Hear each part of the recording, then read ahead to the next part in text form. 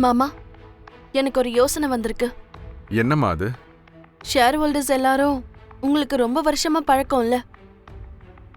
மீட்டிங்ல நானும் அவரும் எவ்வளவு பேசியும் அவங்க கன்வின்ஸே ஆகல. நீங்க ஒரு வாட்டி அவங்க கிட்ட பேசினா பெட்டரா இருக்கும். சரிப்பட்டு வராதுமா. தூங்கிக்கிட்டு இருக்கிறவங்கள எழுப்பலாம், தூங்குற மாதிரி நடிக்கிறவங்கள எழுப்புறது ரொம்ப கஷ்டம். ஆமா அண்ணி, ஷேர் ஹோல்டர்ஸ் எல்லாரும் அந்த சரியோ குரூப்ஸ்க்கு தான் சப்போர்ட் பண்றாங்க. அதுவும் இல்லாம அந்த சரியோ இன்னைக்கு ஃபார்ம் ஹவுஸ்ல அவங்களுக்கு பார்ட்டி கொடுக்குறா. நம்ம பேச்சை யாரும் கேட்க மாட்டாங்க. லக்ஷ்மி சொன்ன மாதிரி ஒரு தடவை ட்ரை பண்ணி பார்க்கலாங்க. முயற்சி பண்ணாம தோல்வியை ஒத்துக்கிறது சரியில்லைங்க. ஆமா மாமா, நீங்க கம்பெனியோட ஃபவுண்டர் தானே. ஷேர் ஹோல்டர்ஸ்ல ஒரு சில பேருக்காச்சும் உங்க மேல நல்ல ரெஸ்பெக்ட் இருக்கும். இப்பதானே கம்பெனி நஷ்டத்துல போயிட்டு இருக்கு.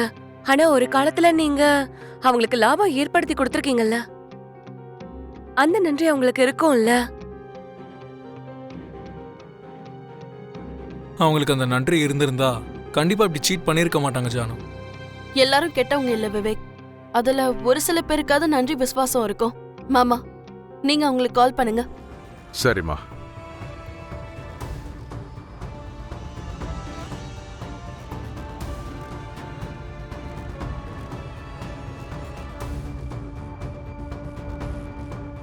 ஹலோ சார், சொல்லுங்க. ராமு சார், நீங்க எனக்கு ஒரு ஃபேவர் பண்ணணும்.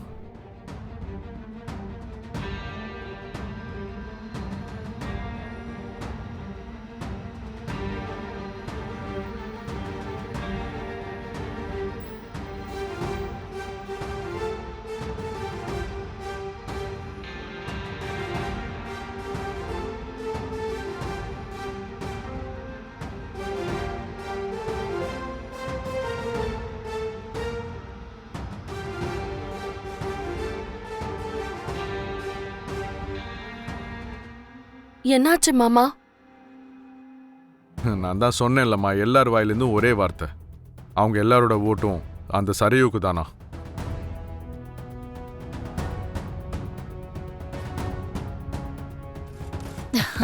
என்னாச்சு மேடம்?